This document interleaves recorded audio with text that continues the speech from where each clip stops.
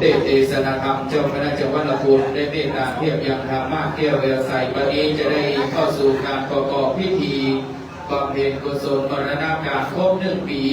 ถวายแด่พระนิการบุญทรงโสมนจิตโตสิริอายุได้74 ปี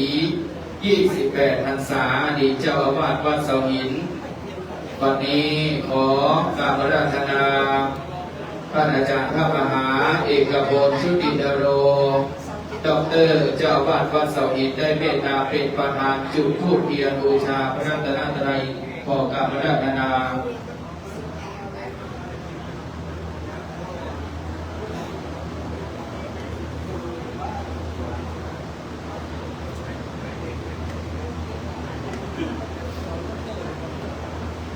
วันนี้พระครูบานะครับจะได้เมตตาเดินทางกลับเพราะว่าสุขภาพอัตภาพวันนี้ก็ค่อยเต็มที่นะครับเราก็ค่อยสบายวันนี้พระครูบาน้อยแห่งวัดน้อยก็ได้นำยอดปัจจัยรวมทำบุญมา33,700 บาทครับขอบพระคุณในเมตตาบารมีธรรมตอนนี้เชิญชวนพ่อแม่ศรัทธาตึงบนศาลาลุ่มศาลาพนมมือเด้อ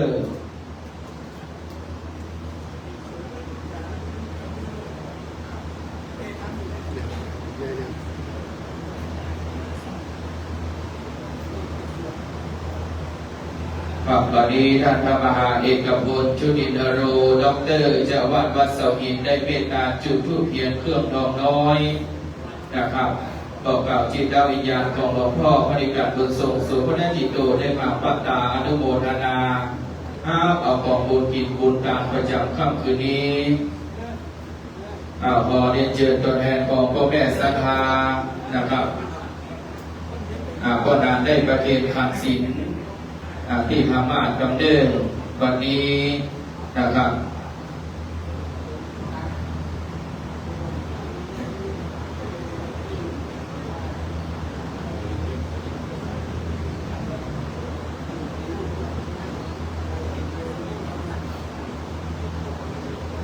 วันนี้ว่าที่ท่านนายกเทศมนตรีตำบลศรีบัวบานจะได้อธิษฐานจุดเทียนส่องธรรมนะครับท่านพันตำรวจเอกสถิตพินิจสอนนะครับได้อธิษฐานจุดเทียนส่องธรรม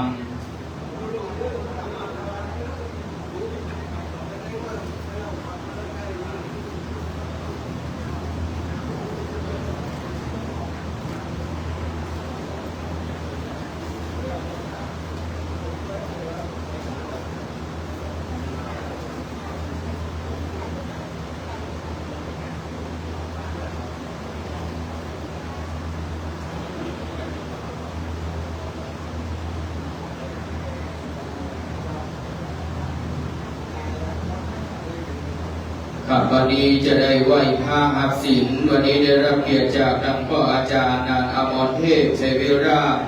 มหานายกแห่งวัดแม่กุ้งบกสันปะตองจะได้ทำหน้าที่นำกินนำทานสืบต่อไปเด้อ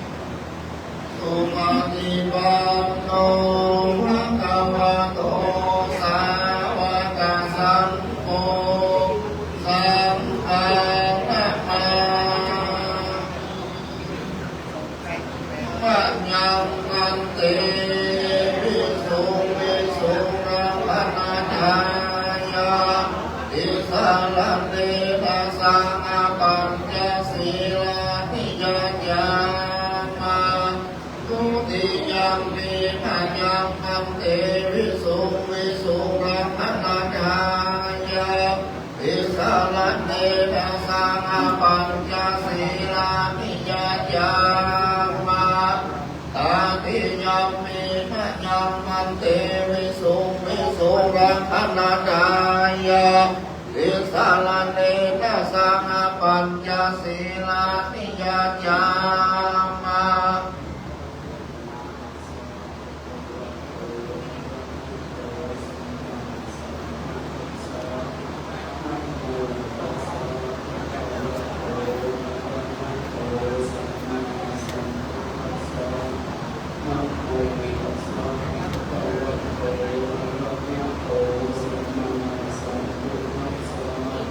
นะโมตัสสะภะคะวะโตอะระหะโตสัมมาสัมพุทธัสสะ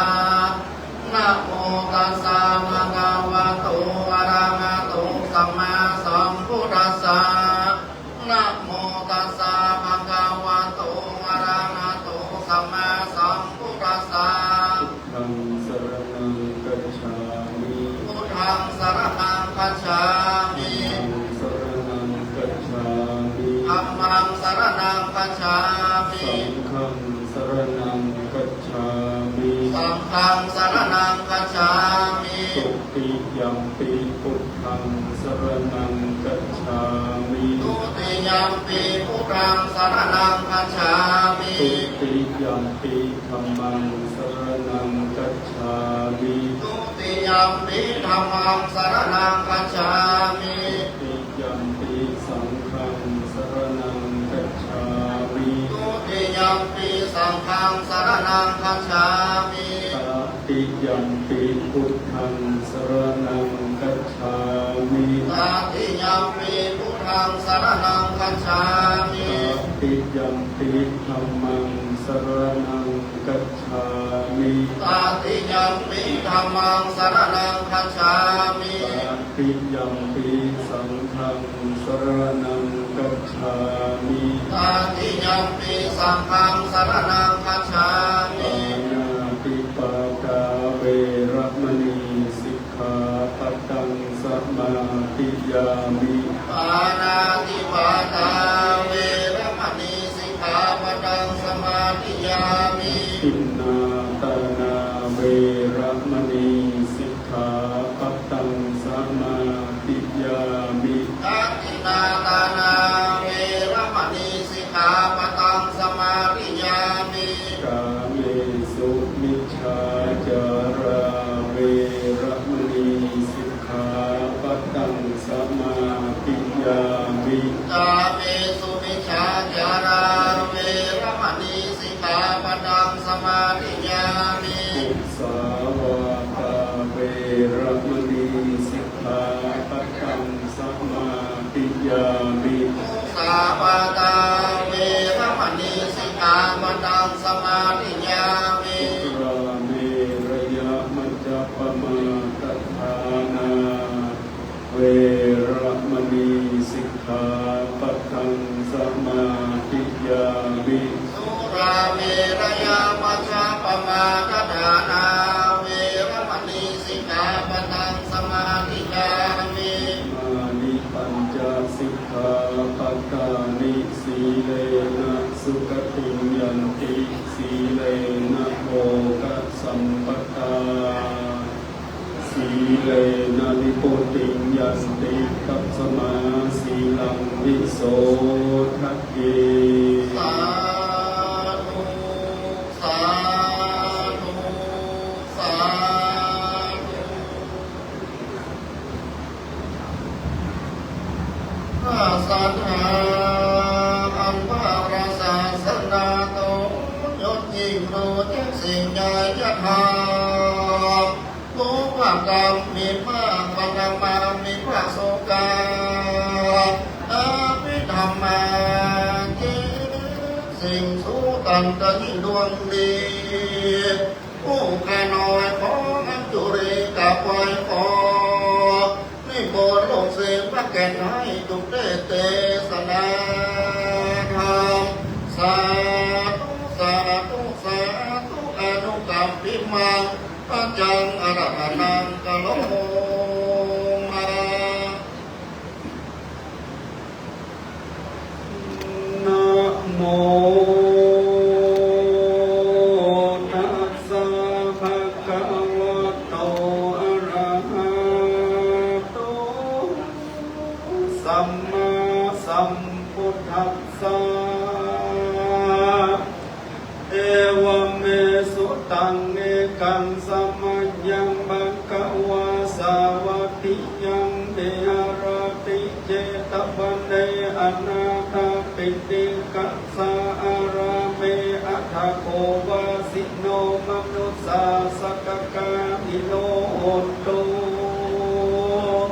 สาธาวดุราสัพพุริสตังลาตังสุตังอันวสูตรอันนี้ชื่อว่านิพพานสูตรอันมหาอนันตเด่นเจ้าหากได้สัตดับรับฟังจากมุขทวาราคะบุกแก้วแห่งตนผ่านแล้วสัพพัญญูแล้วก็มาสังแก่มหากัสสปะเทระเจ้าเมื่อเข้าสู่พระสุมจุมนุมสังฆาจนาธรรมวันนังพันเตแด่มหากัสสปะเทเจ้าอันว่าพระปิ่นเก้าโพธิญาณเมื่อยังนรมานอยู่ป่าเจตวันโพธปนสัสสิโมในที่อยู่ตามกลางสงฆ์ก็ดังนี้สีลังนามกัตตปังสีลังนามรกิตังเมตตากรุณามุตุตาอุเบกขานามกัตตปันติโดราภิกขุตังลาบุญยังนามาชื่อว่าบุญทั้งหลายนั้นผู้มีปัญญาเพิ่งกระทำแต่แล้วสีลังนามานว่าศีลนี้ผู้มีปัญญาเพิ่งรักษาคือมันคงแต่แล้วว่าเมตตากรุณามุตุตาอุเบกขาผู้มีปัญญาเพิ่งจำเริญภาวนาแต่แล้วอิกเวโดการามิกุตังลาเอตังฤละปัตตาปัตตะกราวังอุตังรักษาศีลภาวนานัจจาสัตตานามาชื่อว่าสัตตังหลายในโลกย่อมปิปัญโยแพ้อวนสัตตังมวลติมาบังเกิดเอากำเนิดในสงสารมีกรรมป้าปานของมันเลี้ยงรู้ความอย่างเป้ปานนั่นจะมีปากำลังเพียงดังจ้างมีสัมปติแนบข้างมาเกลือล้างก็ยังจะตายบ่เว้นเรามีจงเล็กเล่นไปจากตั้งตายประการเล่นนับไปบ่อาจกฎหมายรู้ได้ยังปีเดือนวันยามตายเต้ามีแต่องค์พระบุตรนายสัมมาสัมพุทธเจ้าและอริยสงฆ์ปวดเงาอารันตาเหตุที่ผู้มีปัญญาจงพิจารณาที่รู้แจ้งที่เป็นแก่นสารคือสละเขาของเตตานเปิดดับยังมัจเจระธรรมกรรมประเดอันจะไว้เป็นเตอุปธรรมเป็นปาไทยยังคือเขาห่อเป็นเสบียงต่อตั้งไปปวนคงไว้หาปัจจัยตั้งสี่คือแม่นตีกองทางนั้นเติมประการหนึ่งผู้บ่เอาแก้วเจ้าตั้งสามเป็นที่พึ่งอาศัยก็บ่อาจจะข้ามตามไก่อย่างกว้างคือบ่อาจข้ามตามบ้างวัฏสงสารและภิกขุทั้งหลายกระผู้ใดมีศีลห้าศีลแปดศีลสิบรักษาภาวนาพรหมวิหารตั้งสี่จะมีอานิสงส์31ประการดังพระจินนามานาเตสนาไว้ว่าสุขังสุปฏิ พระพุทธเรียปฏิวัติจันโตพระมโลกุกังโก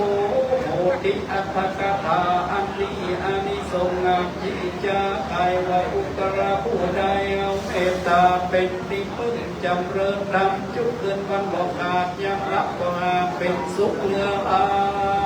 ยตื่นขึ้นมาก็สบายจงขึ้นบอกฟังไรหือตื่นตกใจแม้ไปตั้งใดก็มีถึงหูมากได้คุณทีพิศาจน้อยใหญ่ปิญญาแปงเทวดาแฝงงงแปดเป่าไฟยาพิกและหอกดาบนั้นว่าโอบอกคาเหินตาจิตใจคงหายเป็นสมาธิได้เร็วรีบรวนไปนาและทุกข์ลองเดียวสายสติพ่อลงไหลมาจากกัตตังอาการสมปานย้ำบ่อาเดิมยังมักกะลาผลยังมีจันทร์ลมเป็นที่บังเกิดอันนี้เป็นอานิสงส์อันล้ำเลิศแห่งเมตตาเอกตาสารวม11ข้อกล่าวด้วยอันย่อๆพอเข้าใจความนี้และนาประกาศเรื่องราวผู้คนทั้งหลายมีอยู่3 จำพวกมีโทสะตัณหามานะไฟใหญ่ขึ้นว่าจักกะตำบุญชอบกินตามจำพวกนั้นมีแต่โลภะมักเชละกับกังกระเดเต้ามีไว้บอกกินตามขึ้นว่าจักรักษาแต่สิกขาบาลศีล5 ศีล8จำพวกนั้นบ่กดแหวกภาวนาบ่ใจปัญญารำเบิงสังขาราตัวเก่าตะวันเล่าจะเดินตามรักษาศีลก็บานความจริงแจ้งจอดปล่อยมือมัวรอบบังจานคุณทั้ง3จำพวกที่นาพวกใดจะไปรอดนิพพานก่อนนั้นจาโยตานังเตติปุกระผู้มีแต่มือตาและบ่ได้รักษาศีลดังอันเขาผู้นั้นเกิดมาจากนาเข้าของสัมปติจามาม้วนเมแต่ว่าหาราศีรูปเรางามบ่ได้สัมเป็นผู้ไร้ตั้งกำลังและปัญญาก็บ่อาจจะข้ามดงน้ำปากกว้างคือบ่อาคามตาตั้งสงสารนั่นแลอันว่าปุกระรักษาศีลอย่างเดียวก็หูเกิดเดียวจะเกิดตามแต่ภาวนากันเขาเกิดมาจากนาก็จะมีรูปสังเกตเลิศเรางามแต่หากำลังและเข้าของสัมปติพอใดก็บ่อาจจะข้ามป่าใหญ่คือโอคะสงสารแต่นาปุกระผู้มือตามรักษาศีลเท่าว่าบ่ได้ภาวนากันเขาเกิดมาจากนาก็บ่ตกถอยจะสัมปติมันมุ่นมีรูปกายก็งามดีสะอาดตะวไรขาดตามปัญญาคือบ่มีพยาแจ้งจอดบ่ส่องแจ้งออดตั้งทำบ่หูตั้งกรรมมันเป็นบุญและบาปเหมือนดังบุญมีกำลังและเข้าออกมาถมทองเต้าว่ามีตาตั้งสองหากบอดก็บ่อาจจะไปรอดเพียงแก้วนี้ละปางนั้นละดูราภิกขุตั้งหลายกระยินใจผู้มีปัญญาพาดนาให้ถึงสุข3 ประการ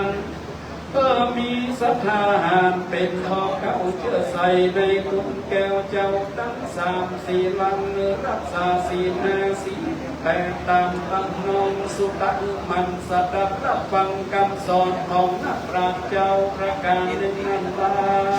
วผู้จะรักษาศีลได้หันจริงแต่เฝ้าตามดังพระพุทธเจ้าหันเท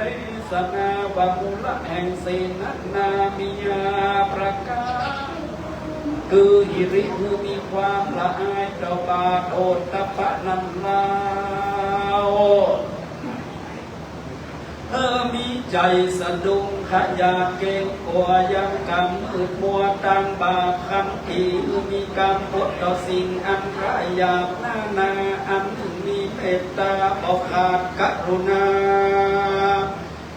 มีใจหมดทุกคนนาต่อสัตว์อันทรมานลำบากเพื่อได้พ้นจากทางทรมานผู้มีธรรมาประการนี้แล้วศีลก็จะมีรากเงามันเที่ยงบวิเพียงเฟื่อนไฟเขานั้นก็จะมีศีลใสอยู่กับตัวนั้นแลดูราภิกขุตังราปุกกระอุบอุลคณะแห่งการตามการรักษาศีลและภาวนาหันเพิ่นตามก็เท่านับตามไปบอกขาดลังเพื่อก็บอกอาจได้ถึงสุขแต่ดีเป็นดังมหาเศรษฐีบัวมีเขาทอง18 โกฏนับเป็นโจรมันมนมีแต่ได้กระทำบาปดีบัญญัติดงนางผู้เป็นเมียนั้นมีใจคุณด้วยราคะตัณหาได้กระทำกาเมสุมิชาจารากับใจอื่นส่วนปัจจัยผู้ควรนั้นมีใจบ่ชื่นตั้งธรรมได้โลภอัมมาฝอยเงินคำกับคนอื่นติกะทายกับตนมาอันหนึ่งก็ได้ขาดเมตตาได้ขานกเกี่ยวน้อยเอาเลือดนกน้อยมาผสมยากันสองขาได้จุติมรณะเมียนจาก็ได้ไปเสวยวิบากเป็นเปตวิสัยหาเสื้อผ้าผู้จะอาหารอันใดจับนุ่งดาบรโภคบ่ได้เต้าว่ามีสองลูกยิงไว้สืบแต้นเฮือนถึงคำลาเกียนมารอดพ่อแม่ก็มาบอกคือลูกทั้งสองถึงตนอันใดก็ลงยังกองวิบากก็อดกันอย่างอาหารอาศัยอยู่ในสุสานป่าจะบ่มีเสื้อผ้าปกป้องกายาขอหือซองธิดาพ่อแม่หือตามทุติสบุญแต่ไปหาพ่องเตอตีนั้นเขาตั้งสองปีน้องก็มาจกใจเข้าของเป็นตามไปใจก็ยักว่าบ่ได้รับส่วนบุญตามนางกุมารีตั้งสองปีน้องก็ประกันละจากห้องเกหาประกันไปไว้ตุนสารพุทธเจ้าทางยังวิบากแห่งสองเท้าตีนาพระสัพพัญญูรู้แจ้งทลัทรองอดีตชาติก็ได้สนาไขวิบากแห่งเศรษฐีแก่นั้นกุมารีไปนอนเป็นดังกล่าวแล้วแต่ห้องไปหลังนั้นแล้วก็ได้สนาธรรมมันจะคือพ้นยังกรรมวิบากคือแก่นางกุมารีนาตั้งสองหวังไปหาผู้จบทองแต้มเขียนยังทำนิพพานสูตรเป็นตามแล้วอุทิศบุญสร้างไปหาพ่อแม่ก็จะพ้นจากทุกข์แผ่อันเป็นเปตวิสัยจะแลนาปุณติวเสตกวันลุกมารอดนางทั้งสองก็ได้ประกอบอาวัตถุปัจจัยพร้อมกับทำดวงใสชื่อนิพพานสูตรไปถวายตามแล้วอุทิศบุญสร้างหายังปิตามารดาผู้เป็นเพศก็ลวดได้พ้นจากเขตอบายได้กับกายไปเกิดในจันฟ้าเลิศเมืองสวรรค์ก็มีวันนั้นแต่นาตุงเฮมาฟังตาตั้งหลายมวลหมู่อันมาสดับอยู่ฟังธรรมก็เป็นบุญตละกรรมอันประเสริฐปานคือเกิดทศดีมันอุปาสกอุปาสิกาตั้งหลายใจภายจงชื่นเอาดำนิพพานสูตรนี้มายืนย่อตามไปหาผู้อันนิจการไปนาก็เป็นบุญนั้นแก่กลางได้พ้นจากทางทุกข์ยากแต่ดีเป็นดังมหาเศรษฐีสองผัวเมียนั่นแลเตส นาวสาเนธรรมเทศนาปุโสตาปฏิภลาตินิปาปุตินสุขัยเมื่อแล้วธรรมเทศนาอันนี้ชื่อว่านิพพานสูตรดวงประเสริฐก็บังเกิดยังพละธรรมมากนักแก่ปริสัททั้งหลายสี่หมู่อันร้อมหน้าอยู่ฟังธรรมห้องก็ได้ถึงธรรมวิเศษมีพระเภทพระโสตาสกิตากาอนาคาอรหันตาตามบุญสมปานแห่งตนอันใดคตาธิการหอมยักมาแต่ก่อนก็มีวันนั้นแลนิพพานสุขังนิติตังขียานเตสนายังนิพพานสูตรอันโยอันแรกก็ฟังกุมสมเด็จสเดสาธุขับบัดนี้หลวงพ่อพระเดชพระคุณท่านเจ้าคุณพระเทพรัตนนายกเจ้าคณะจังหวัดลำพูนเจ้าวาดวัดพระธาตุอริบุญชัยวรมหาวิหารได้เมตตาเทศนาธรรมนิพพานสูตรเป็นที่เรียบร้อยอันดับประจากนี้ไปพระสงฆ์สังฆพิธีจะได้เมตตาสวดมติกาตามลำดับไป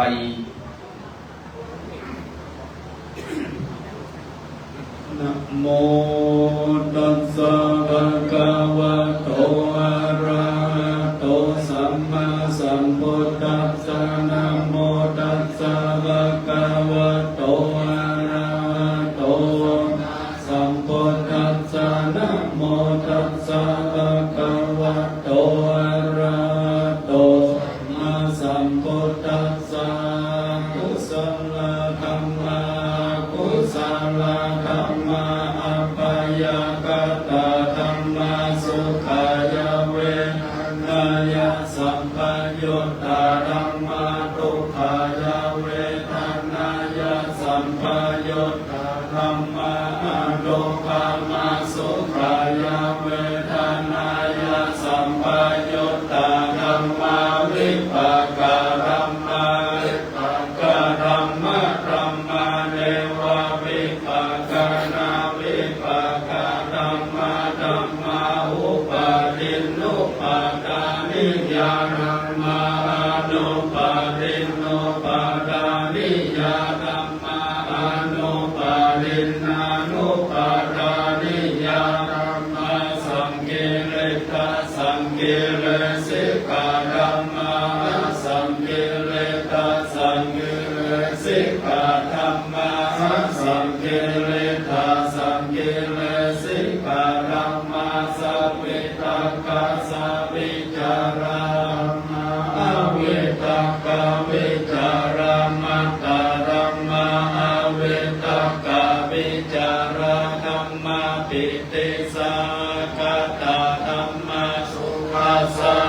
กตาธัมมาอุเบกขาสากตาธัมมาทัสสะเนนะปะหะตาปะธัมมาภาวนายาปะหะตาปะธัมมาเนวะทัสสะเนนะนะภาวนายาปะหะตาปะธัมมาทัสสะเนนะภาหะตาปะเหตุกะธัมมาภาวนายาปะหะตาปะเหตุกะธัมมาเนวะทัสสะเนนะนะภาวนายาปะหะตาปะเหตุกะธัมมา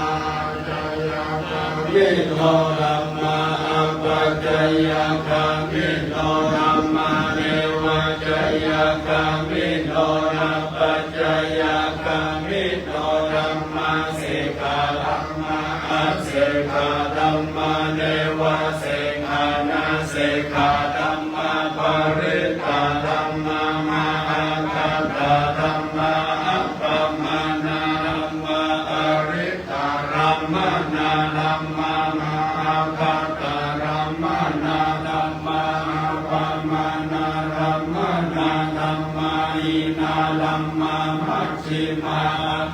ปริตตาธัมมามิจฉันตานิยตาธัมมาสัมมัตตานิยตาธัมมาอนิยตาธัมมามัคคารัมมานาธัมมามัคคา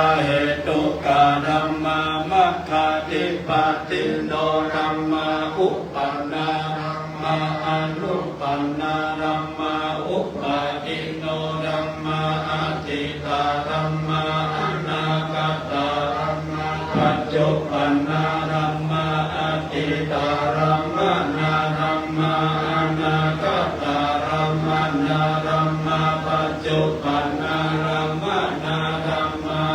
จัตตารัม มาบาหิตารัมมาอาจัตตาบาหิตารัมมาอาจัตตารัมมานารัมมาบาหิตารัมมานารัมมาอาจัตตาบาหิตารัมมานารัมมาสนิทัสสนาสัพพติคารัมมาอานิทัสสนาสัพพติคารัมมาอานิทัสสนาปฏิฆาธัมมาอิทุปัจจโยอารัมมณปัจจโยอาติปัจจโยอนันตระปัจจโยสัมมานันตระปัจจโยสัมปัจจโยอัญญมัญญปัจจโยนิสัยปัจจโยโอปันิสัยปัจจโยปุเรชาตปัจจโยปัจจจาตปัจจโยอาเสวนาปัจจโยปัจจโยวิภากปัจจโยอาหารปัจจโยอินทรียปัจจโยชนะปัจจโยมัคคปัจจโยสัมปยุตตปัจจโยวิปยุตตปัจจโยอัตติปัจจโยนัตติปัจจโยมัคคปัจจโยอวิคัตตปัจจโยสาธุบัดนี้พระสงฆ์สังฆพิธีได้เมตตาสวดบัติกาเป็นที่เรียบร้อยอันดับต่อจากนี้ไปมัคคณายกปอาจารย์นันท์อมรเทพชัยวิราชมัคคณายกแห่งวัดแม่คุงโบกสันปะตองจะได้สุมาขวตานโอกาสเวรตามลำดับณบัดนี้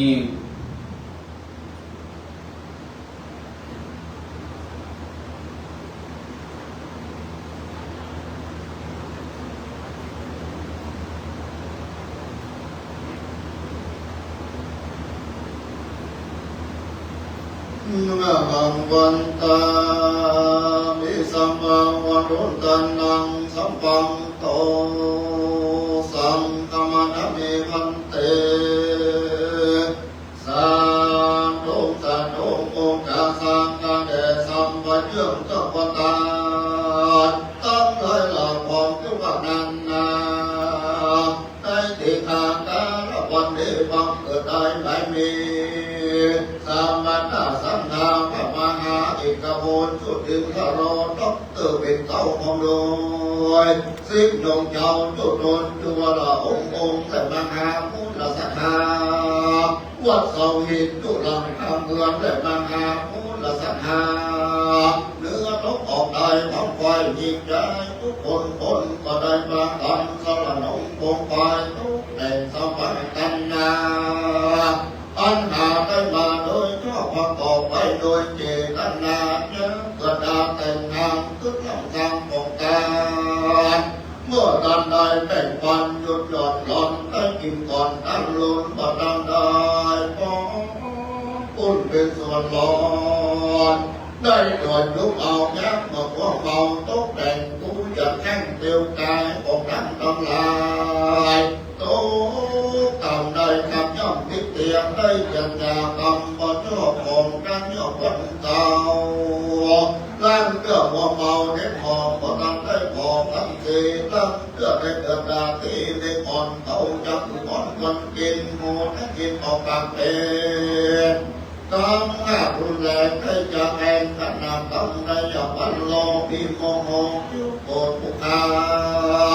ก็มูว่าเป็นตัวแต่เว้นตำอะไรก้มยำเดือดดาออกปากว่าคนงานตั้งเพื่อลูกหลานมากายได้ก็ได้จำเนกูเป็นว่าจีกรรมป้าผัวเป็นมาเป็นกรรมนอนได้ตะตำฟังว่างนอนยืนนั่งข้างกายนอกา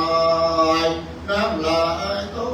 ใส่ตำเส้นโผล่น้อยไงตกลงใส่ของดังลำก็ช่วยล้างจำโดยดาบปอสาดาหมดสายน้อง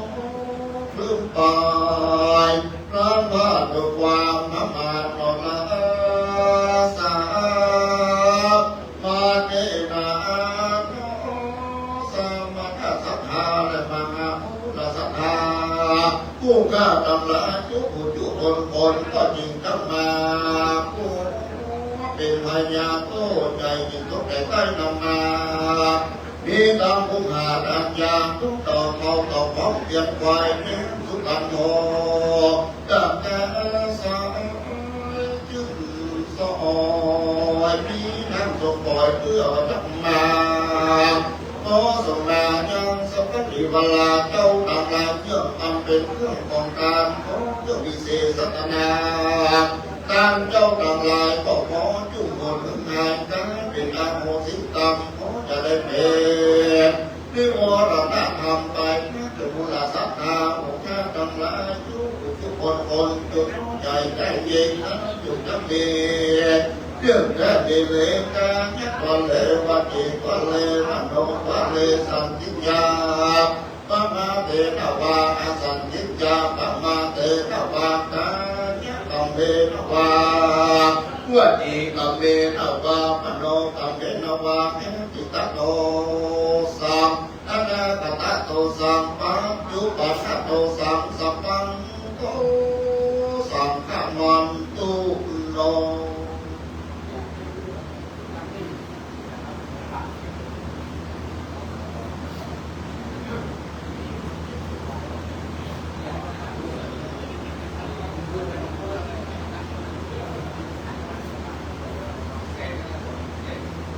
โอระนันตุเทวาจัพุมาเยอะมาโลกัปปนาธรณีเยอะปุตตาสิริมาพิจานาเอวสาระอาปัมมังกังตังสาเสเนตัสมาตุเมอนุโมตมนาโอนโตเทวสัมพันโย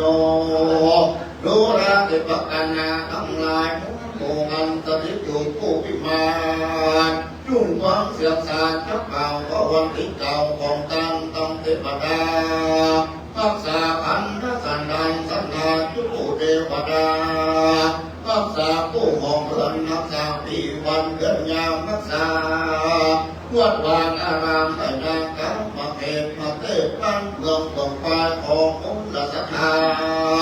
ตั้งเทวดารักษาเก็บพันเย็นเมืองตั้งโฮมเทวดา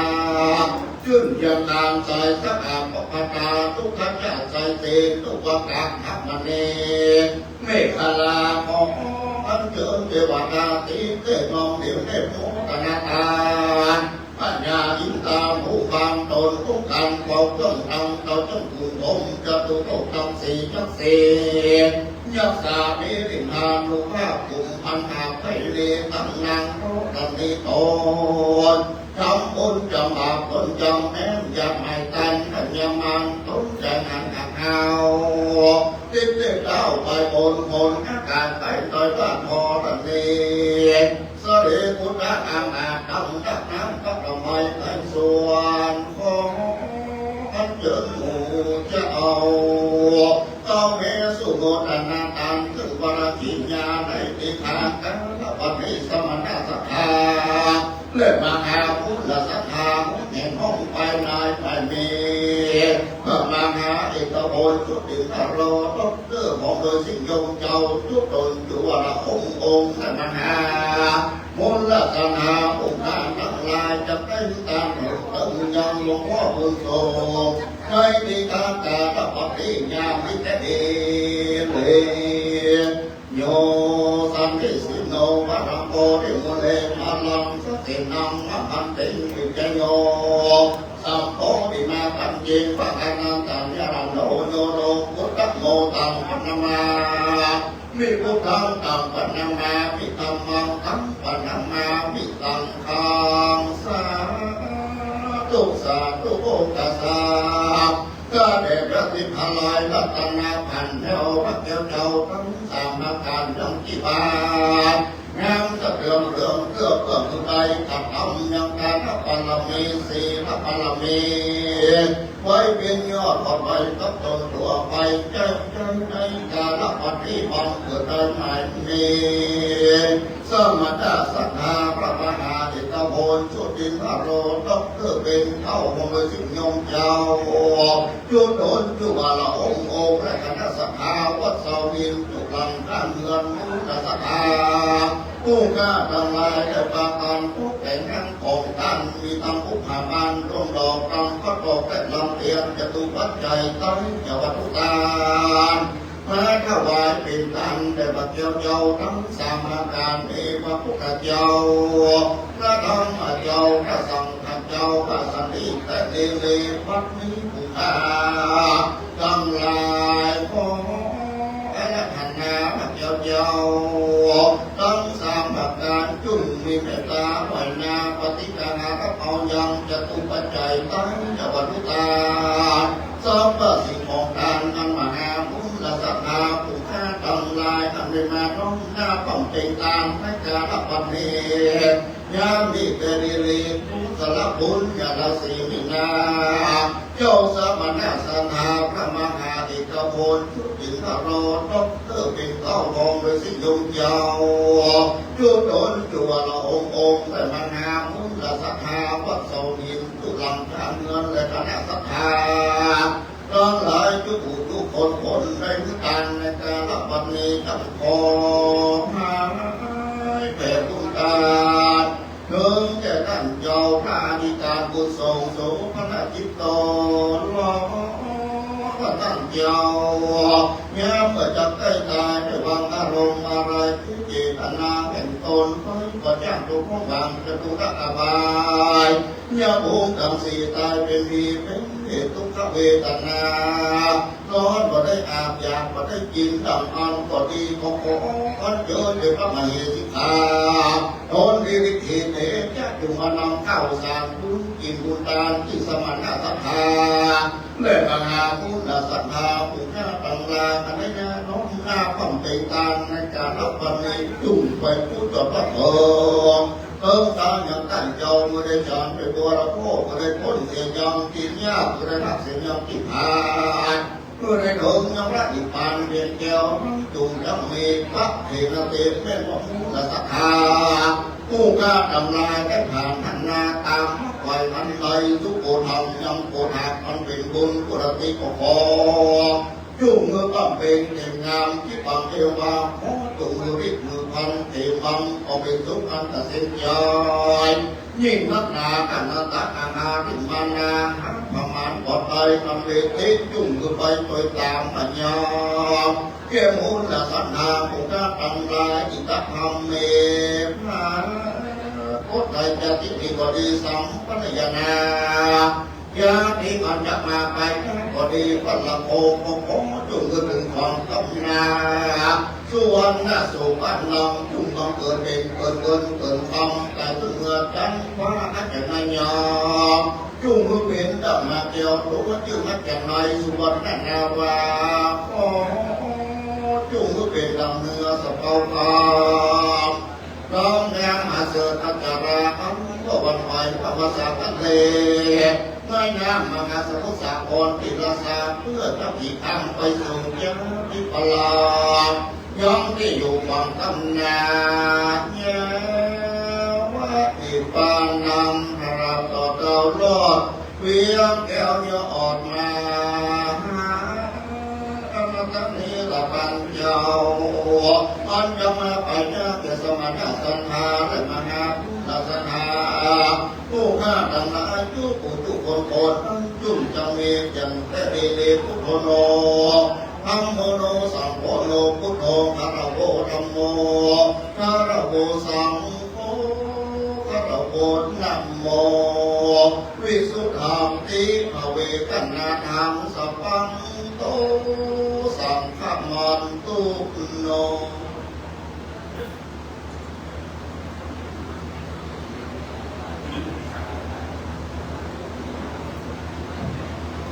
ครับบัดนี้พ่ออาจารย์นานอมรเทพนะครับมรรคนายกแห่งวัดแม่กุ้งโบก สันปะตองเชียงใหม่ได้สุมาบวตานโอกาสเบนตานเป็นที่เรียบร้อยบัดนี้เก่าขอกราบอาราธนาพระมหาเอกพลชุตินโรด็อกเตอร์ได้เมตตาทอดพระบังสุกุลตามแต่ละชุดนะครับในนามของคณะศิษย์ในนามของพ่อแม่ศรัทธานะครับวันนี้ท่านอาจารย์พระมหาเอกพลชุตินโรได้เมตตาทอดผ้าเพื่อที่จะได้น้อมส่งบุญส่งพระกุศลอุทิศถวายแด่จิตวิญญาณแห่งพระอธิการบุญส่งโสภณจิตโตวันนี้ซึ่งเป็นวันครบ1 ปีมรณการนะครับแล้วก็มีพิธีหลังจากบำเพ็ญกองพระกุศลในค่ำคืนนี้แล้วจะมีพิธีการทอดพระป่าในการสมทบทุนสร้างปราสาทแก้ววิมานคำปราสาทนกหัสดิลิงมูลค่าอยู่ 450,000 บาทนะครับฉะนั้นก็จะบำเพ็ญกุศลในการประชุมเพลิงระหว่างวันที่23ถึงวันที่30ในเดือนพฤศจิกายนพุทธศักราช2568ในปลายปีนะครับถ้าหากว่า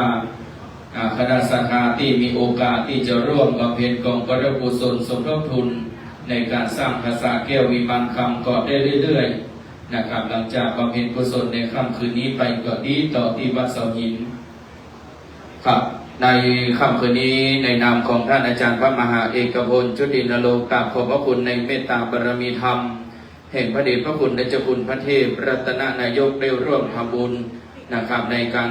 สร้างปราสาทแก้ววิมานคำแห่ง20,000 บาทกราบขอบพระคุณในเมตตาบารมีธรรมบัดนี้นิมนต์พระสงฆ์พิธีพิจารณาผ้าบังสุกุลขอกราบอาราธนานิจจวัตสังขาราอุปาตวยธัมมิโนอุปัจจิตวานิรุจฉันติเตสังมุปัสสโมสุโขสาธุอันดับต่อจากนี้ไปจะเป็นการนอบน้อมถวายจตุปัจจัยทายธรรมกันพระพุทธอนาตโมบูชาการเต้และประสบพิธีมอบต่ออาจารย์ตามลำดับโอกาสแรกนี้ขอความปรารถนาพระมหาเอกพลชุตินโรด็อกเตอร์เจ้าวาดวัดเสาหินได้น้อมประเคนถวายจตุปัจจัยทายธรรมกันพระพุทธเป็นพุทธบูชาขอความปรารถนาข่าวการเต้วันนี้ได้รับเกียรติจากท่านนายกสอนอินแก้วอดีตนายกเทศมนตรีตำบลบ้านกลางน้องประเคนถวายจตุปัจจัยทายธรรมบูชากันเต้และพระเดชพระคุณหลวงพ่อและเจ้าคุณพระเทพรัตนนายกเจ้าคณะจังหวัดลำพูนบุญธรรมานะครับ1 ชุดกันนะครับเด้อครับแล้วก็จะได้น้อมถวายจตุปัจจัยทายธรรมพระสงฆ์รูปที่1มีเมตตาบารมีธรรมพระเดชพระคุณเจ้าคุณพระเทพรัตนนายกเมตตาเป็นประธานสงฆ์ขอเรียนเชิญพันตำรวจเอกสถิตพินิจสอนว่าที่นายกเทศมนตรีตำบลศรีบัวบานน้อมถวายจตุปัจจัยทายธรรมชุดที่1ตามลำดับเลยนะครับเด้อขอเรียนเชิญนายสุชาติพิงคสันว่าที่นายกเทศมนตรีตำบลปราสาทแม่หลวง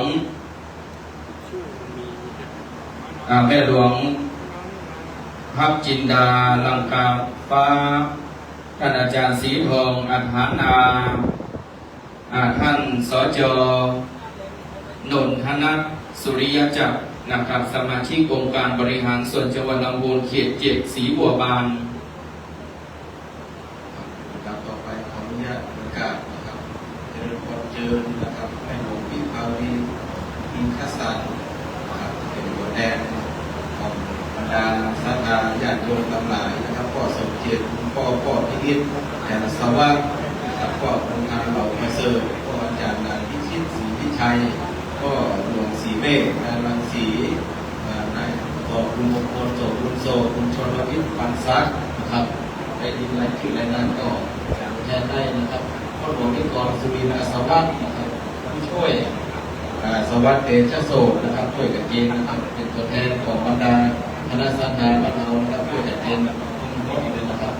สารวัตรอนุเดชญาตินะครับช่วยกันเจนเข้าไปนะครับเลขานายกนะครับวันนี้นายกของผมนะครับ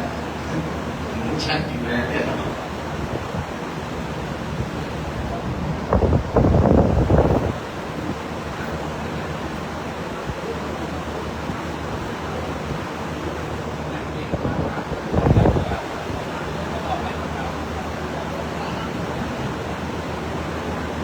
นิมนต์สามเณรนะครับ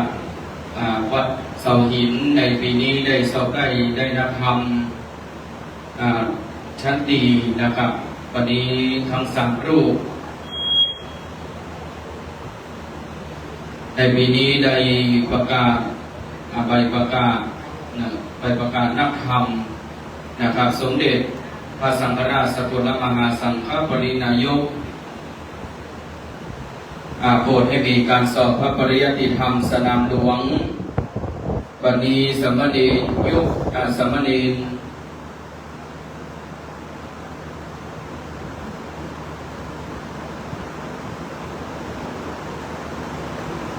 สามเณรอดิเทพนามสกุลแสนอัศวะอายุ13 ปีวัดเสาหินสำนักเรียนคณะสงฆ์จังหวัดลำพูนสอบได้นักธรรมชั้นดีพุทธศักราช 2567 จึงประกาศนียบัตรฉบับนี้ไว้เป็นสำคัญขอให้เจริญในธรรมเป็นนิจเทินให้ไว้ณวันที่ 30 เดือนธันวาคม พุทธศักราช 2567 สามเณรยุคกวางอายุ18 ปีสามเณรลิกวางอายุ11 ปีครับซึ่งทั้ง3 รูปนี้ได้สอบได้นับธรรมชั้นดีวันนี้ปลื้มใจนะครับเนี่ยวันนี้โดยความอบอุ่นแห่งการคณะสงฆ์นะครับสามเณรทั้ง3 รูปอาจจะตื่นเต้นไปเล็กน้อยนะครับครับวันนี้เก่าขอกราบอาราธนาพระเดชพระคุณหลวงพ่อราชคุณพระเทพรัตนนายกเจ้าคณะจังหวัดลำพูนเจ้าอาวาสวัดพระธาตุอริพุนชัยวรมหาวิหารได้เมตตากล่าวสมโภชนิยกถาและอนุโมทนากถาตามลำดับ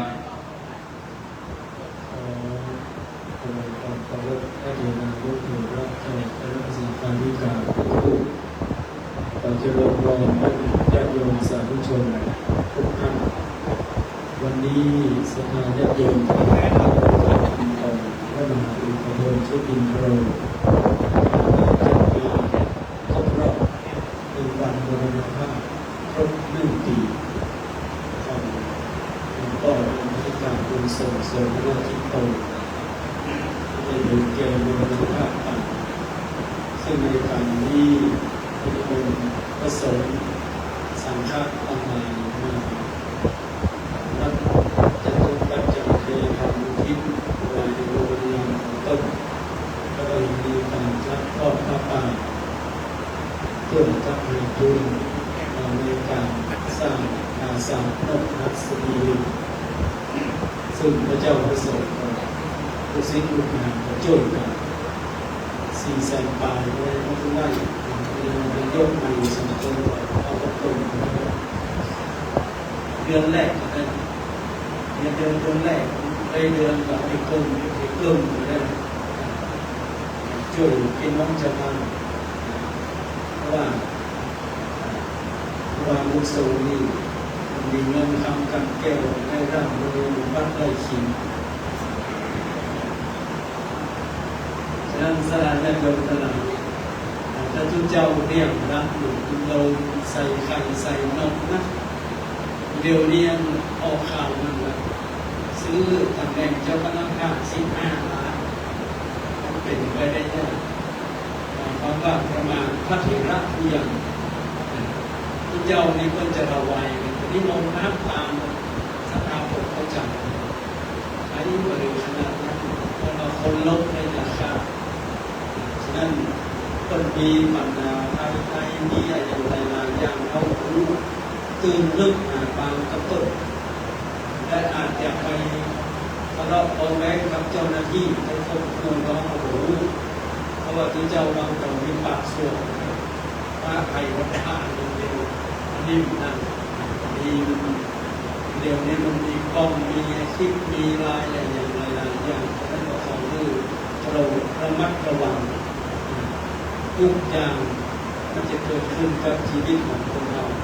ทำดีมา 99% แต่ทำชั่วน้อยอยู่ไปแต่ที่มันทับมันปราบดตามข่าวที่เป็นจริงผู้เจ้าก็ฮักกันยิ่งศรัทธาก็ฮักกัน แล้วเราก็ต้องฟังต่อไปว่าเรื่องราวมันจะเป็นยังไงแต่พระเจ้านี่เป็นรถหลงตัวเก่าแล้วเป็นยอมลาสิกขาในเมื่อยอมลาสิกขาแล้วเรื่องว่ามันจะเบาบางปุ๊บฉะนั้นเราก็ขึ้นมาหาทางวัดเราทำพระมหาขบวนที่เป็นสนับสนุนการเรียนได้เป็นมหาสิ่งประโยชน์อยู่ที่สอบตกได้รับโรคในการสอบตกว่ามันเป็นยังไงอาตมาของท่านเจ้าคุณศรีเนี่ยท่านพระวิโรจน์ท่านพระบุไรสามในสอบตกทั้งหมดท่านผู้เดียวกันตกแต่ว่าได้ส่งเสริมพระสงฆ์องค์เมนมีมหาศาลประโยชน์ผลหนึ่งได้ประโยชน์สามแล้วไปคัดเลือกอาหารใจกล้าพวกบุญมันเป็นอาหารเป็นติ๊กเป็นอาหารได้ปีแล้วเนาะได้ปีแล้วติ๊กมาบวชมันเป็นบุญใหญ่บุญสูงแล้วก็พอท่านพระมหากระโปรงนี้ได้เรียนระดับด็อกเตอร์น้องดุษฎีบัณฑิตเรียนไกลจะเรียนเล่นจะเอาตังค์ไปซื้อจะไปลอกเรียนที่วิไลสวนคุณปีนี้เป็นอนุมัติคือจบ12 รูปคนนั้นว่าที่นายกคนเรียนด็อกเตอร์เอาเดินนายกเรียนด็อกเตอร์เป็นเกียรติยศชื่อเสียงแล้วเกิน70 คนคนเรียนคือวัดดอนซานคนเรียนนั่นก็แม่แต่พอวัดจันทร์มองดูองค์ที่3นั้นได้อยู่ในยกนั่งเอาไปพิมพ์ขึ้นภาคจำขึ้นมาแล้วขอสถานจะโยมตลาดได้ช่วยกันดูแลวัดวาอารามช่วยกันดูแลตามกำลังถ้าทุกเจ้าศรัทธามาดูแลแล้ววัดนี้เป็นของประเทศชาติสำนักงานพุทธศาสนาจะต้องมาดูแลมันเหมือนกับโรงเรียนถ้ามีอะไรเงี้ยก็นักเรียนต้องมีคนคณะรักษ์ต้องดูแลการวัดวาอารามเป็นของส่วนรวม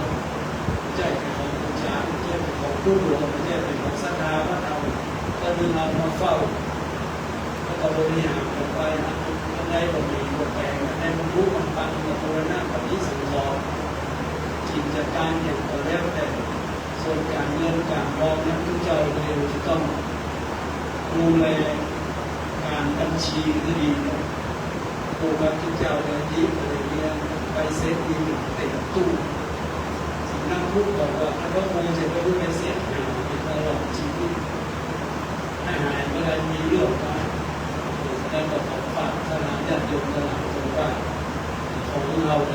ด้ทำบุญสุนทานเราต้องการจะได้อยู่เย็นเป็นสุขเพราะว่า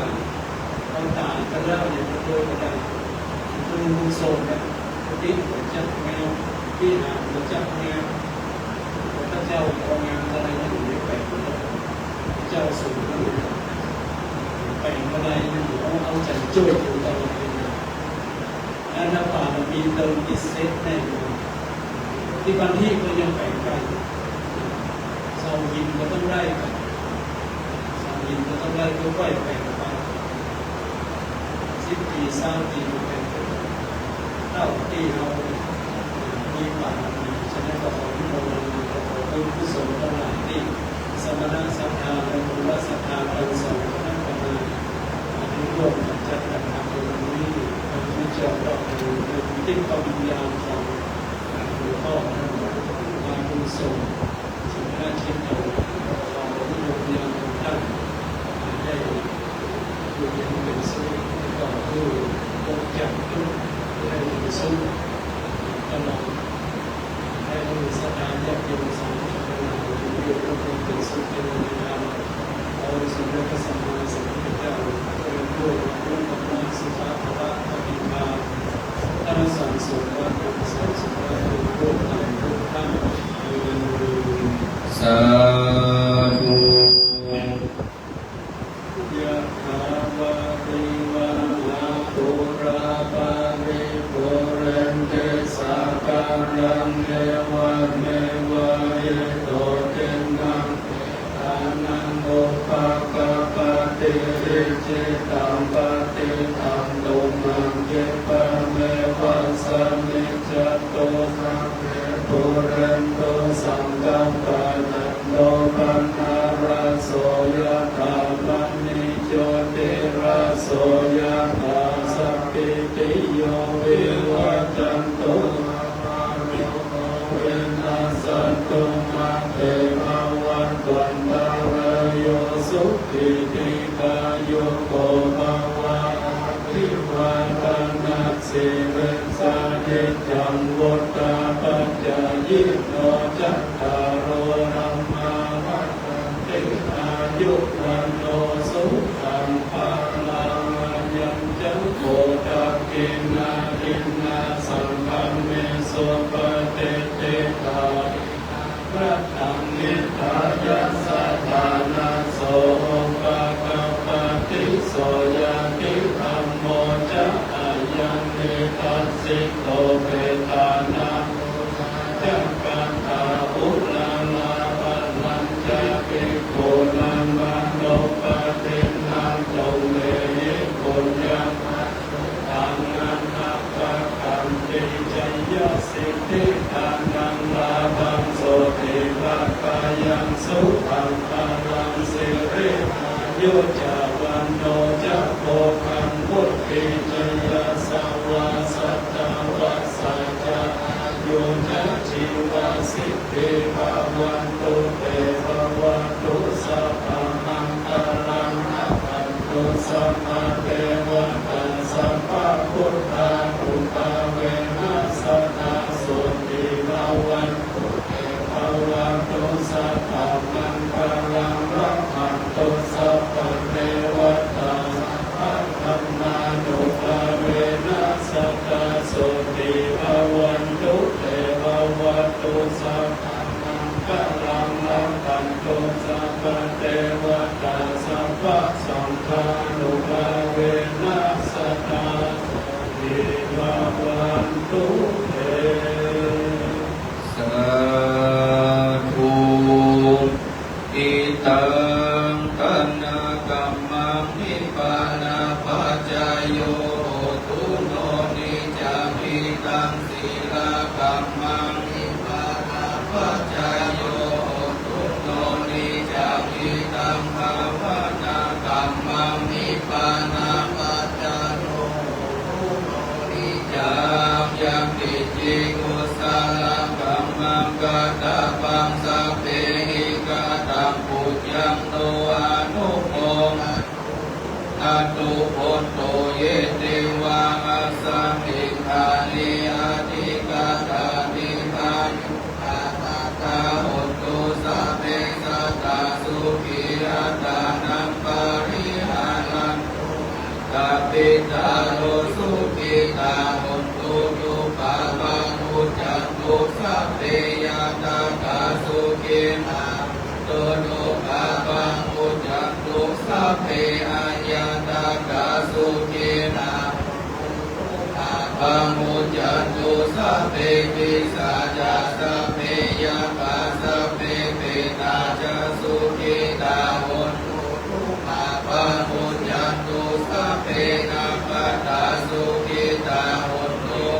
มาปังอุจจันตุสัพเพเทวาสุขิตาโหตุตุปาปังอุจจันตุสัพเพอาชาติโยปัจจายาสุขิตาโหตุตุปาปังอุจจันตุสัพพสัมปติโย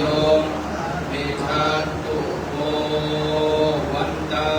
มิพุทธังสัพพะเมวะโตสังฆามาตามิพันเตวันตามินัมมังสัพพะเมวะโตสังฆามาตามิพันเตวันตามินัมมังสัพพะเมวะโตสังฆามาตามิพันเตวันตามิกาลุปัจจายาจาริเยสัพพะเมวะโตสังฆามาตามิพันเตวันตามิกัมมาทานังสัพพะเมวะโตสังฆามาตามิพันเตวันตามิอา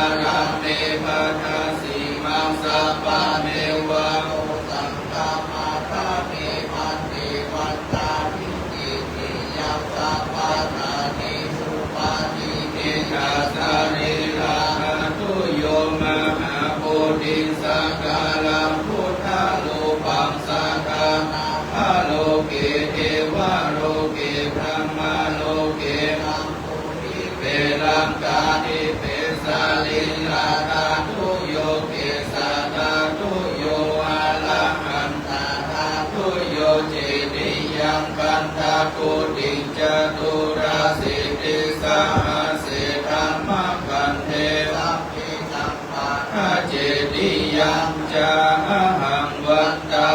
ปิสัพพะโสวันตาสรีระลังหลวงพ่อพระดิการกุศลโสปนจิตโตพร้อมกันเด้อวันตามิขันติสัพพังอาปาราทังธรรมันนามิพันเตมยาปะตังปุญญังสามินาอานุโมทิกัปปังสามินาปะตังปุญญังกัปปังสาธุอนุโมทามิวันตาหลวงพ่อธรรมบูสุภัทรกิจจาภรณ์เจ้าคณะตำบลบ้านกลางวัดหนองสาววันตา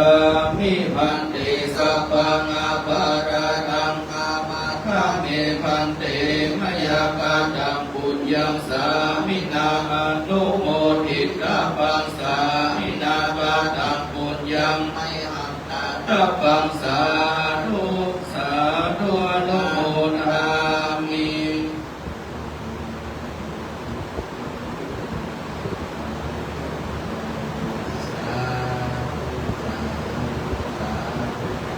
ขับในการประเพณีของพระกุศลนะครับมรณการครบ1 ปีอุทิศแด่จิตวิญญาณหลวงพ่อปฏิการบุญทรงโสมนจิตโตสิริอายุเด็กเจ14 ปี28 พรรษาประจำค่ำคืนนี้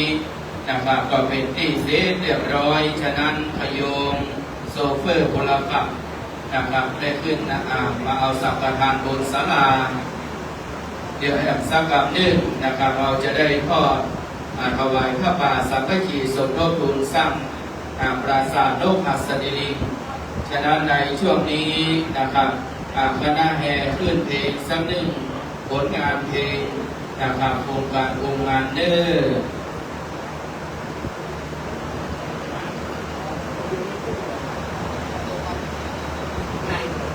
ครับเดี๋ยวหลังจากประกอบพิธีเป็นที่เรียบร้อยนะครับทางพี่น้องศรัทธาบ้านพอแท้ก็จะได้ประกอบพิธีทอดพระป่าสามัคคีประจำค่ำคืนนี้นะครับ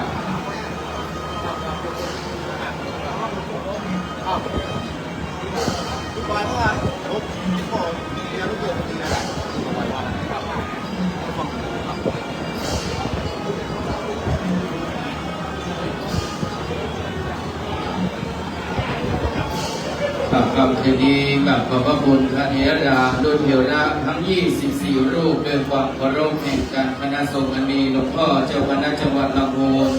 หลวงพ่อรองเจ้าคณะจังหวัดทั้ง2 รูปหลวงพ่อเจ้าคณะอำเภอหลวงพ่อเจ้าคณะตำบล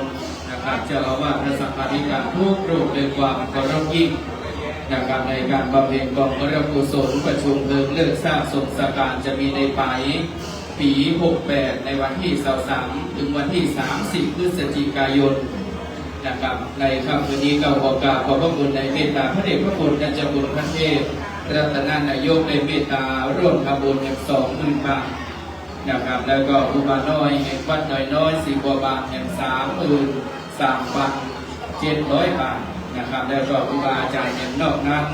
ฉะนั้นเดี๋ยวในช่วงการประกอบพิธีประชุมเพลิงก็จะได้ประกาศอนุโมทนาร่วมบุญกับเก่าบอกกับขอบพระคุณพระเถระด้วยเถระด้วยความเคารพยิ่งขอบคุณนะครับว่าที่นายกเทศมนตรีตำบลศรีบัวบานตำบลป่าสักและขอบคุณท่านสจ.ด้วยเนิ่น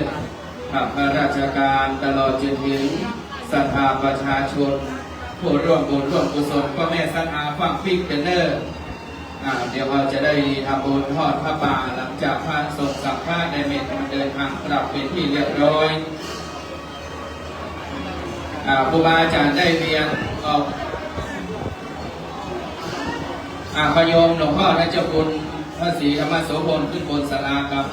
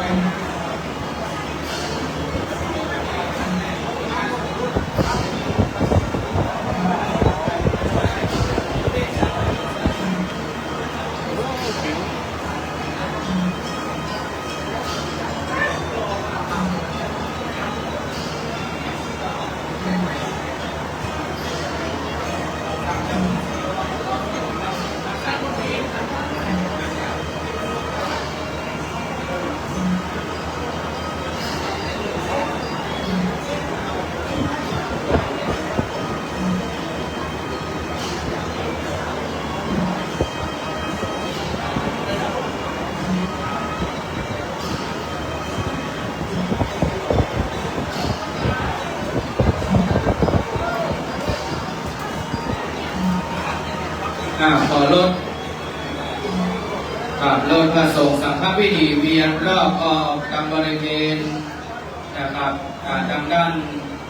ทิศใต้พระวิหารได้เลย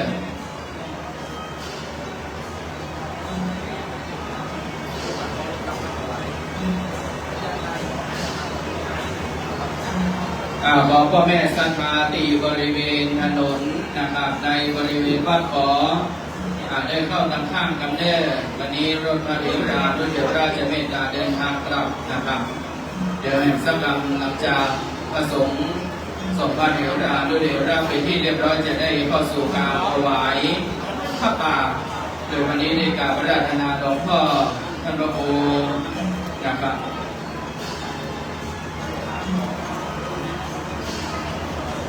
หลวงพ่อท่านพระครูบรรพตธรรมถาวรรองเจ้าคณะตำบลศรีบัวบานครูบาเจ้าวัดดอยกานะครับจะได้เมตตาเป็นทรงพิธีในส่วนการของการต้อนพระป่านะครับในการสมทบทุนสร้างอย่างภาษาเรียวิมานธรรมสถานที่จะพร้อมเรียนเจริญเด้อในช่วงนี้เลยนะครับใครที่จะต้อนผ้าบางสกุลรวมเงินรวมทองตอนนี้พระสงฆ์สามเณรประจำอยู่ข้างคณะแห่นะครับเดี๋ยวสักกรรมหนึ่งหลังจากถวายพระป่าเป็นที่เรียบร้อยคณะจังจ้อยจังซอจะได้จ้อยซอส่งเทวดาและอนุโมทนากับพี่น้องศรัทธา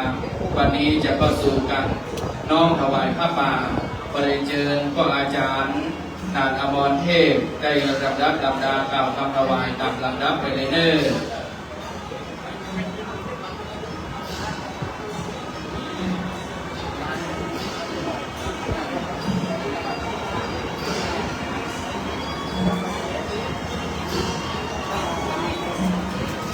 ศรัทธาปากันตั้งจิตตั้งใจกล่าวค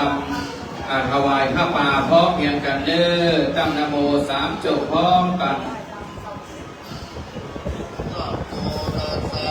ภะวะโตอะระหะโตสัมมาสัมพุทธัสสะนะโมตัสสะอะระหะโตสัมมาสัมพุทธัสสะนะโมตัสสะภะคะวะโตอะระหะโตสัมมาสัมพุทธัสสะอิมานิมายังมันเตปัญจกุลาอิวรานิสัพพะริวารานิอิโภสัมคัสสะโอโนชยามะสาธุโนพันเตอิโภสังโฆอิมานิปังสกุลาอิวรานิสัพพะริวารานิปฏิคาถาตุอาภากังอิคลันตาอิตายาสุขายาข้าแต่พระสงฆ์ผู้เจริญข้าพระเจ้าทั้งหลายขอน้อมถวายข้าบางสกุลจีวรพร้อมกับของบริวารทั้งหลายเหล่านี้แก่พระสงฆ์ขอพระสงฆ์จงรับข้าบางสกุลจีวรพร้อมกับของบริวารทั้งหลายเหล่านี้ของข้าพเจ้าทั้งหลายเพื่อประโยชน์และความสุขแก่ข้าพเจ้าทั้งหลายสิ้นกาลนานเถิด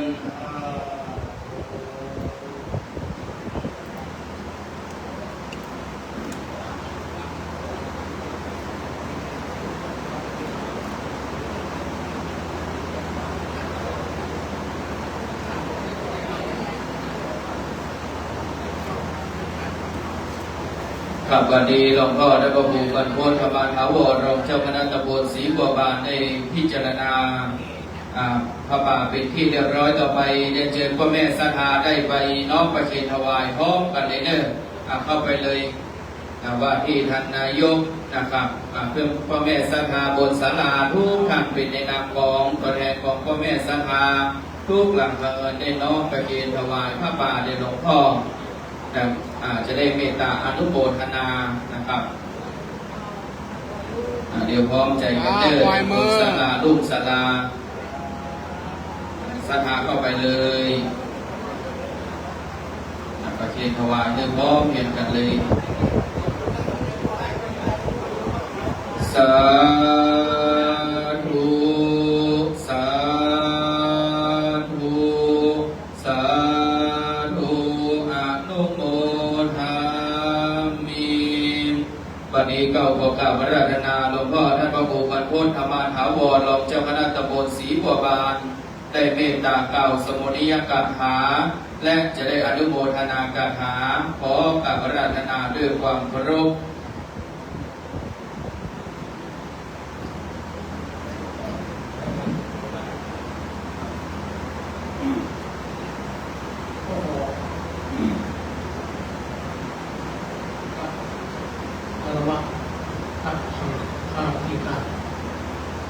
ลูกที่มา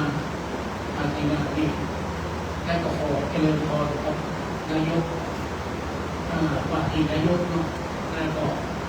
อดีตนายกได้ชักถามว่าเจ้าเห็นองค์ประกอบก็วันนี้เขาก็ตั้งอกตั้งใจที่จะทำบุญเรื่องของจากโลกและลูกประจักษ์นี้ไปสร้างปาจารุขัตติของก็เป็นพุทธเป็นทุกคนก็คาถาแล้วตีว่าปัญหาอิทธิพลเป็นแยกนำคือคาถาให้กิจการเป็นตัวกายไปสู่ทางฟ้าคาถาเป็นตัวกายเป็นสู่แค่ฟ้าก็เป็นหน้ามือเป็นดีก็สมาธิโบราณนะพุทธต้องเริ่มมา1,000 บาทนี่นะลงทุน1,000 บาทนี่ก็เพื่อจะคิดคนกุศลนี้เป็นที่นำดวงวิญญาณของพระธิดาขององค์โสดานิโตในเมื่อคนยังมีชีวิตอยู่คนก็ได้ทำเป็นสอนเขาจะทำของเขาเป็นการวัดเจ้าองค์นั้นแล้วดูที่ว่าเราเห็นเขานี้ก็เป็นเงินเป็นนามมาทำมาสอนเขาได้คิดคุณหาคุณคิดเองเป็นคนมาหาเองคนนี้เราเราจะดูคิดเองคนนี้แจ้งอันนี้ก็คุณมีเรื่องนี้ก็หาเองก็ต่อที่ลูกคิดแต่คนคิดก็คือเราไม่เอาตัวนี้ตัวนี้ก็ให้จบทำดีแล้วนี่ก็ยังทำเราพูดว่าที่นั่นเขาบอกว่าท่านชมนะแค่รู้ถึงว่ามันที่วันนี้มันมีที่มันวันนี้ตรงนี้เขาจะดูทีไม่หมดเขาจะเห็นไม่มาได้เขาจะถือว่าถ้าข้าว่าลูกเขาเนี่ยลูกเขามีกี่คนมี4 คนมี5 คนเนี่ยมันจะมุ่งให้เหมือนกันบอกว่าขอให้มันขอให้เนาะมันก็ดีบ้องมันดีบ้องนะมันจะเขาจะกินไปหมดนะมันพัดลมที่ว่าคนพัดวันนี้คนนี้คนทุกคนสี่คนทุกคนแต่มาเขาจะแจกมาเอาลูกเขานี่แล้วลูกเขามีกี่คนดีบดกอดีบดกอเนี่ยแต่เขาจะไม่บอกว่าถ้าส่งมาเขาเจ้าเป็นนี้วันนี้จะให้มันเหมาที่มันรู้เนาะยังทหารก็มดก็เหมือนกันนะว่าทหารวันนี้ก็มดวันนี้นะมันวันนี้เป็นบางคนเจ้าวันนี้เป็นบางคนเนาะเขาต้องแยกว่าเขาคิดว่ามันจะเกิดยังไงเขาคิดว่าลูกเขานี่แล้วลูกเขาเนี่ยมีกี่คนดีหมดก็ให้หมดก็เนี่ยอันนี้เพื่อนตอนนี้มันจะคงแต่คงจะเข้าใจก็จะมาบอกความกับญาติโยมกันตะอีกันเนาะก็ให้ก็รับก่อนเด้อยะถาวะริวหาปุราปริปุเรนติสาภะเอวะเมวะอิโสอิทังเอตานังอุปกัปปติอิทิตังปฏิตังตุหังอิปะเม วัจะมีจันทุสเปตุเรตุสัพพปาจะโตปนัสโสยะถามณีโตติระโสยะถานีละอันจะในวันนี้ก็มาเป็นวันนี้เป็นวันที่สีอันวิเจเทนั้นทำไมมีปัญหาเอกโกที่เป็นพะโลก็เป็นข้าวพ่อปฏิทินอย่างอุทิศคนเป็นหลวงของนายนี้ถ้าทาทำเก่งในกายบริสุทธิ์เก่งพ่อก็มันมีปัจจัยในการเพื่อจะทำตรงติดต้นพระป่ามาถวายเป็นการเป็นคุณพระพุทธเจ้าพระธรรมเจ้าพระสังฆเจ้าว่าจะนั่งอยู่จะมีจะแก้ดีๆวันนี้คนรวยอาตมาก็มีธรรมะเมตตาปฏิฆาไหวนาเราเลือกเราจำกรรมธรรมะแต่ละเจ้าพระราชาคุณอยากรู้ว่าการนั้นตรงนี้เพราะเราเป็นนั่งแม่มาเจ้าพระราชาเราจะรับผู้ตรวจวัดการนี้ได้เป็นญาติโกโยติกาของคนที่เกิดแค่เจ้ากรรมในเวรบุรีโกโกโกโกตรวจวัดการนี้ได้เป็นญาติโกโยติกาของคนที่เกิดและเจ้ากรรมในเวรนั้นคือเอารักษาพระพุทธมนต์นาตรวจที่เจ้าพระราชาต่างในที่ข้าการวันที่จะมีนั่นก็มีแค่ที่นี้เขาไปนั่งแม่มาเจ้าคณะเจ้าไปทำเงินกุศลขอพระนั้นนี่ใช้ตลอดไปถึงนักบวชขอในทางขอนี้เขาขอท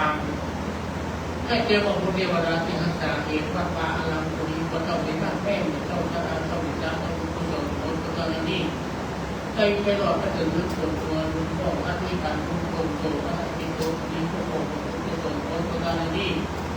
ได้ไปหลอดไปถึงยังของเจ้าทั้งหลายที่โพสต์ออนไลน์มาที่นั่นแม่บอกไปถึงยังเจ้า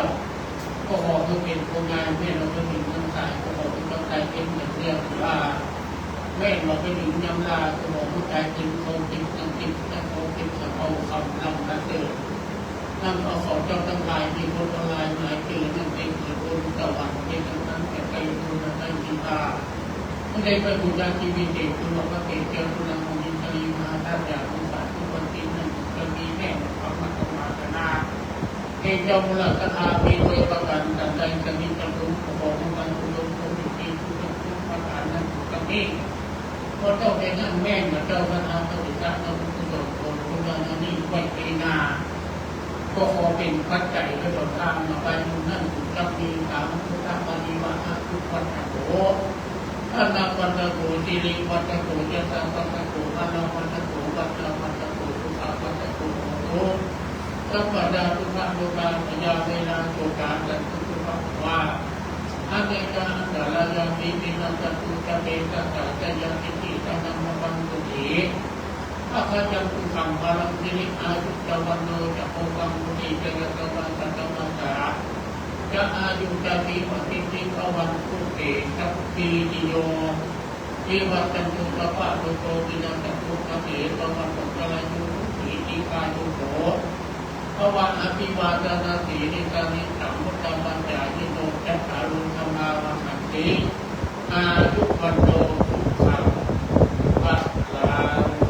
สาธุกับลาพระรัตนตรัยพร้อมกันเด้ออะระหังสัมมาสัมพุทโธภะคะวะพุทธังภะคะวันตังอะภิวาเทมิสวากขาโตภะคะวะตาธัมโมธัมมังนัมมัสสามิสุปฏิปันโนภะคะวะโตสาวกสังโฆสังฆังนัมมามิครับในการทำบุญทอดพระป่าสามัคคีสมทบทุนสร้างยังปราสาทนพหัสดิลิงที่จะได้ประกอบพิธีในการประชุมเพลิงเลิกสร้างทรงสการแด่สรีระร่างสังขารธรรมแห่งหลวงพ่อพระนิการบุญทรงโสภณจิตโตในวันที่23ถึงวันที่30เดือนพฤศจิกายนพุทธศักราช2568วันนี้คณะจำปีจำซองจะได้จ้อยได้สอทรงเทวดาขอบบุญพ่อแม่สหายคณะแห่ก็ขึ้นแห่เน้อคณะซองก็ซอเน้อ